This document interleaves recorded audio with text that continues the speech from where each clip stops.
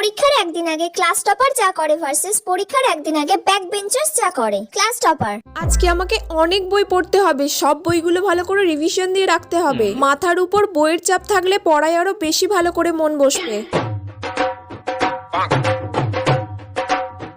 মোটামুটি সব চ্যাপ্টারই হয়ে গেছে, আর কয়েকটা চ্যাপ্টার মাত্র বাকি আছে, ওগুলো হয়ে গেলেই পুরো কমপ্লিট। এবারে তো আমি ফার্স্ট হবই। ব্যাক বেঞ্চার্স: এই এত পড়া তো আমার দ্বারা এমনিতেও হবে না, পরীক্ষায় তো আমি ফেল করবই করব। কি করা যায়? প্রথম থেকে শেষ অবধি সব টুকে নেব ইম্পর্টেন্ট কোয়েশ্চেনগুলো, যেগুলো স্যার সাজেশনে দিয়েছিল।